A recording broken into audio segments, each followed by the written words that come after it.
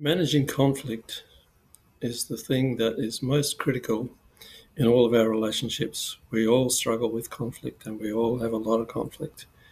So, how can we learn better to deal with that?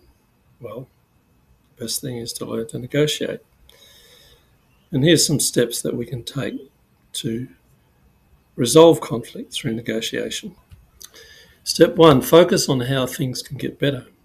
The biggest predictor of breakdown in couple relationships is when one partner speaks from a superior place over the other.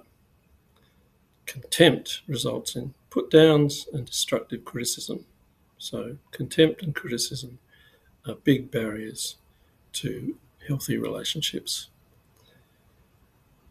When we experience this, it usually leads to partners becoming defensive and emotionally withdrawing from the relationship, which sabotages any real attempts at reconciliation and communication. Couples need to recognise that this behaviour, which most of us were brought up with, is abusive and it needs to change. We can learn to focus on how things can get better, which is more likely to lead to a resolution of the conflict. So, contempt and criticism are the big, what John Gottman calls the four horsemen, two of the four horsemen of the apocalypse. And I wound up calling those things the four horsemen of the apocalypse.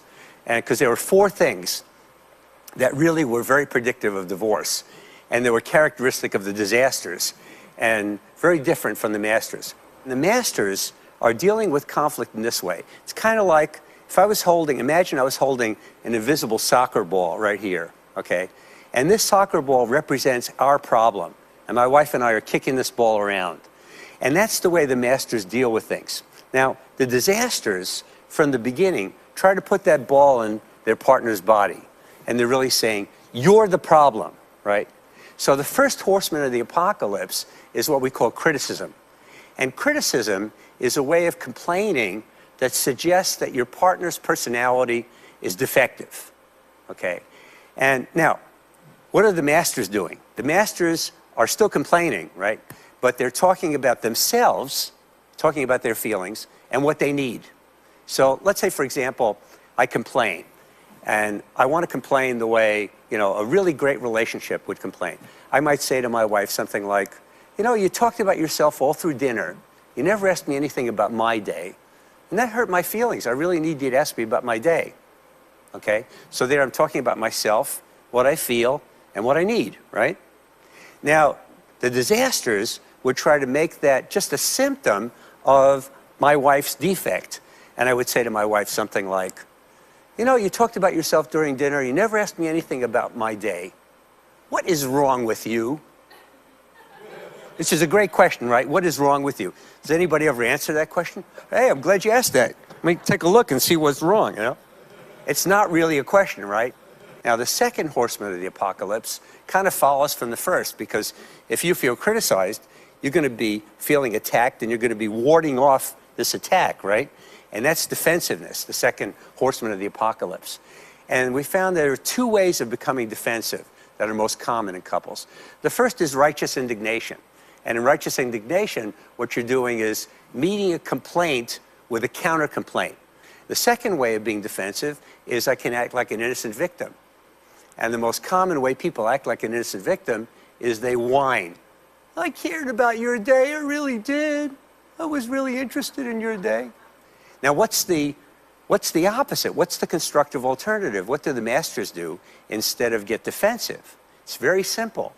They accept responsibility, even for a small part of the problem. So she says to me, all through dinner you talked about yourself, you never asked me about my day. I can say, God, good point. I really was stressed out, during dinner, and the drive home was awful. I had a rotten day. I don't think I was listening to anybody, the whole day. And you're right, I probably wasn't listening to you. So, how was your day? Now, the third horseman is our best predictor of divorce, and it is disrespect and contempt.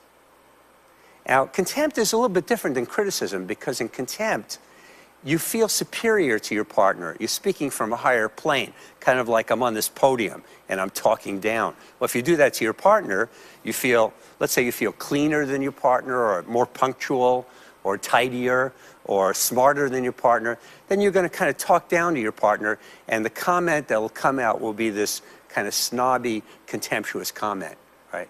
Now, how do people get contemptuous?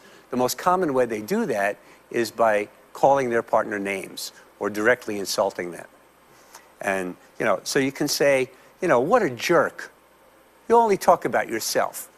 Now, we would like our partners to respond to us by saying something like, John, that's brilliant. You're such an observant person. Thank you for pointing out all the ways in which I'm failing as a human being. Can we have lunch next week so you can tell me more? But unfortunately, people don't respond that way, right? They really wind up getting hurt.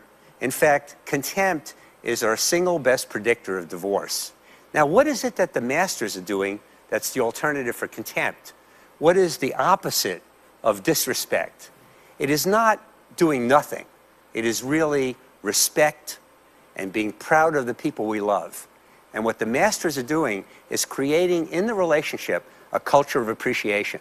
They're saying thank you for very small things that their partners are doing. Thanks for picking up the laundry. I enjoyed the conversation at dinner. I watched you playing with the baby last night, and it was really beautiful. We had that teacher conference, and that teacher really intimidates me. You've got a lot of guts. So it's communicating not only affection, but respect, right? That's the culture of appreciation. Now, how do you build that? And the way you build it is you start really creating a different habit of mind. A habit of mind where instead of scanning the environment for things to criticize and put down and make yourself superior through putting down other people, you scan the environment for things you can praise and appreciate. And this is as important in love relationships as it is in parent-child relationships. Looking for stuff you can appreciate. Catch your partner doing something right. Now, the fourth horseman of the apocalypse we call stonewalling. And here's what stonewalling is. It's really emotional withdrawal from conflict. And here's the way we actually measure it in our laboratory. Usually when a listener is listening to somebody talk, they actually give the speaker a lot of signals that they are tracking, that they're there, not necessarily agreeing. They're sort of an open body. They maintain eye contact, nod their heads. They utter these brief vocalization. Oh, yeah, They move their faces. Oh, yeah, could be. Oh, yeah, sure. And so all of these signals are coming out. The stonewaller doesn't do that. Maybe folds arms akimbo like that, looks down and away. There's no facial movement. There's no vocalization. And maybe an occasional glance at the speaker just to see if the ogre has magically disappeared. That's stonewalling. Now, what does stonewalling do? What it does is that the speaker doesn't think he or she is getting through, right? So instead of getting out the 40-pound cannon, when they're stonewalling, the speaker gets out the 60-pound cannon. Boom! Let's really have an impact, right? So those are the four horsemen of the apocalypse, and they allow us to predict with high accuracy what's going to happen to a relationship.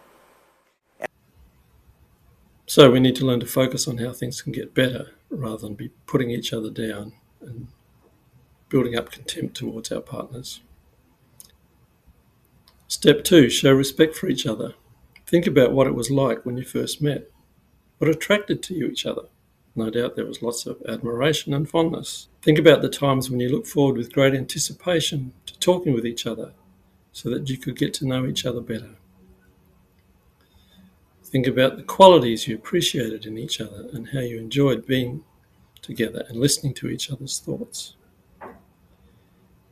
Think about how much easier it was to admit you were wrong during those times and to take responsibility for what you did.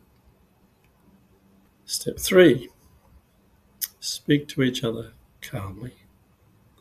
It's pretty hard to resolve anything when you're agitated and in emotional overload. So take some time doing something which calms you down, such as deep breathing or going for a walk or praying. Something that will settle you down and still you so that you can communicate more effectively. Not everyone will do this at the same rate, so be sensitive to your partner. Allow them to take the time to do what they need to do to calm themselves down and be in a better place to communicate. When you're relaxed and in a more positive frame of mind, you're better prepared to talk about what you are wanting to communicate with your partner. A key part of this will be your willingness to listen to your partner's responses and allow them to influence the way you are thinking in the same way you are hoping you will be able to influence them in their thinking. Step 4, identify the problem. You can start the conversation more easily by talking about your feelings about a specific situation. To do this, you need to use I statements. In other words, you need to say, I think this, rather than you are this, rather than you statements. For example, I need to talk to you about, I felt when you said this. I need you to. It's a pretty simple thing to remember. Just use the word I instead of you, and you'll get a lot further in your resolution of conflict. If a partner goes back into put-downs, insults, and criticising, you need to stop the conversation as it's getting destructive. Research tells us that means that you won't end up being listened to. Describe what you're feeling instead. Explain what you would like to see and why you would like to see it. Step 5, work on one issue at a time. Stay with one issue at a time. When we bring up other issues, we're not likely to make any progress. So often we do this. We just go from one issue to the other. We've got a whole list of things that we bring up that we're not happy about in our relationship. And when we do that, we don't get anywhere, because how can we work on about 10 different issues at a time? Stick with the first one.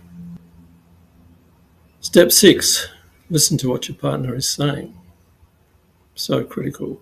We are usually such bad listeners.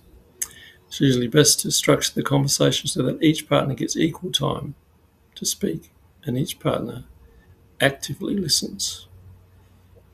And that's something that we need to work on a lot. Make sure that each partner has an opportunity to say what they need to say, what they want to say. And don't allow one person to dominate the conversation.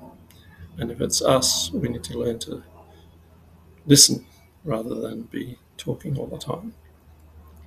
Remember, reflective listening is important. Reflective listening, remember again, is feeding back to the other person what you think they said, so that you know that they understand that you heard what they said.